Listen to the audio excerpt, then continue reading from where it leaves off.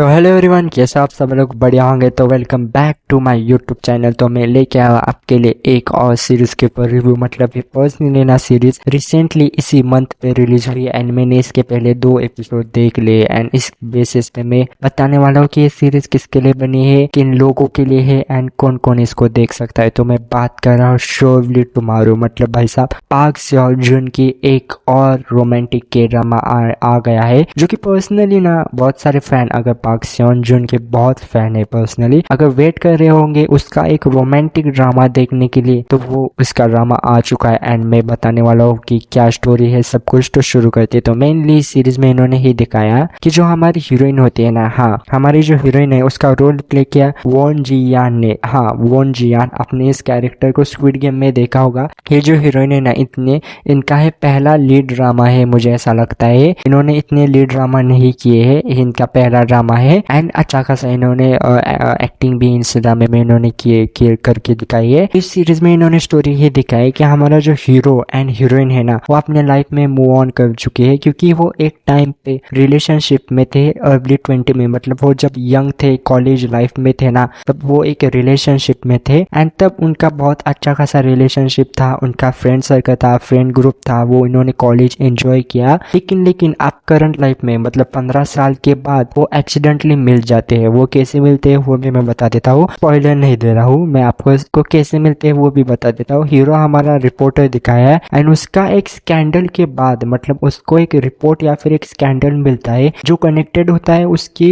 Heroine के साथ and heroine उसकी एक्स होती है, मतलब उनका किसी रीजन की वजह से ब्रेकअप हो चुका है एंड डेस्टिनी उनको मिला देती है। मतलब इन द एंड रिपोर्ट उसको मिलती है एंड वो ही उसको पब्लिश करता है। वो बाद में इग्नोर करने का ट्राई करता है। वो बहुत सारी चीजें आपको इस सीरीज में देखने के बाद मजा आएगा। अब बहुत सारे लोग बोलेंगे कि भाई तूने स्पॉइलर दे दिया, सब कुछ बता दिया, तो मैं ये बता देता हूँ। पहले 2 एपिसोड में आपको कुछ ज्यादा नहीं समझने आने वाला एंड इसके टोटल 12 एपिसोड होने वाले, तो मुझे ऐसा लगता है कि मैंने कोई स्पॉइलर नहीं दिया। मैंने आपको ऊपर से चीजें बता दी कि पहले 2 एपिसोड में आपको मेनली ये सारा प्लॉट देखने को मिलेगा एंड अगर मैं बात करूँ ऑडियंस टारगेट की, तो मैं बात करने वाला हूँ जिसको मेलो ड्रामा, रोमांटिक के ड्रामा जिसमें इमोशन है, मतलब थोड़ा बहुत इमोशन है एंड पास्ट का लव स्टोरी है, उनको अगर इस टाइप की सीरीज पसंद है तो आप देख लो, उनके लिए परफेक्ट है। क्योंकि ये सीरीज में ना बीच बीच में उनकी लव स्टोरी में भी जाते हैं, मतलब जब अगर एक एपिसोड चल रहा है ना, तो एक एपिसोड में इन्होंने पहले पास्ट लाइफ में दिखाएंगे कि भाई पास्ट लाइफ में उनकी लव स्टोरी कैसी थी, वो कैसे वो अपने मस्ती करते थे, कैसे बात करते थे, कैसे वो सारी चीजें करते थे, वो आपको देखने को मिलेगी। एंड बीच में आपको करंटली, मतलब वो आप करंटली कैसे है,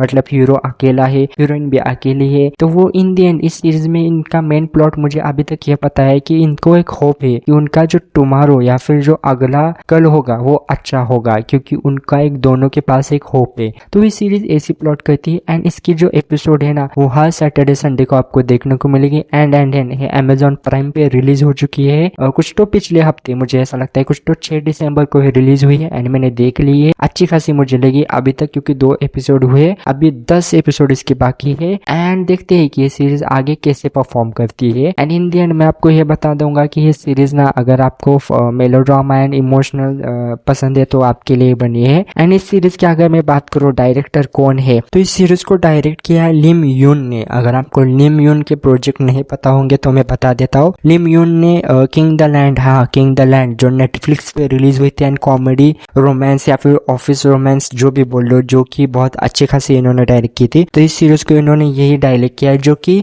प्लॉट करता है एक इमोशनल प्लस थोड़ा बहुत कॉमेडी एंड पास्ट लाइफ के ऊपर। तो सीरीज अच्छी खासी है, 12 एपिसोड की सीरीज है जो आपको देखने को मजा आएगा। एंड पार्क सेओ के फैन के बारे में बताऊंगा कि अगर आपको उनका एक रोमांटिक ड्रामा देखना है जो कि भाई साहब आ रहा है, तो वो आप ट्राई कर सकते हो, क्योंकि इसके कमबैक हो रहा है मुझे ऐसा लगता है रोमांटिक ड्रामा में, क्योंकि पिछले 2-3 साल से उनका एक्शन या फिर इतना रोमांटिक के ड्रामा के ऊपर फोकस नहीं था। अब उनका अच्छा खासा रोमांटिक के के ड्रामा आ रहा है जिनमें मेनली फोकस इमोशन एंड एक पास्ट लाइफ के ऊपर है। तो देखते हैं कैसे आगे स्टोरी बनती है। एंड अगर मैं बात करूँ इसकी आखिरी एपिसोड की, क्योंकि हर सैटरडे और संडे को इसका एपिसोड आ रहे हैं, तो मुझे ऐसा लगता है कि जान 11 को, मतलब 11 जनवरी को इसकी आखिरी एपिसोड आएगा। मुझे नहीं लगता, और रिपोर्ट्स भी यही कहती है कि 11 जनवरी को इसके आखिरी एपिसोड आएंगे। एंड 12 एपिसोड की सीरीज है, शॉर्ट सीरीज है, ज्यादा लंबी इन्होंने नहीं रखी है। एंड मुझे ऐसा लगता है कि मजा आता है। पहले 2 एपिसोड में तो इतना बोर नहीं हुआ।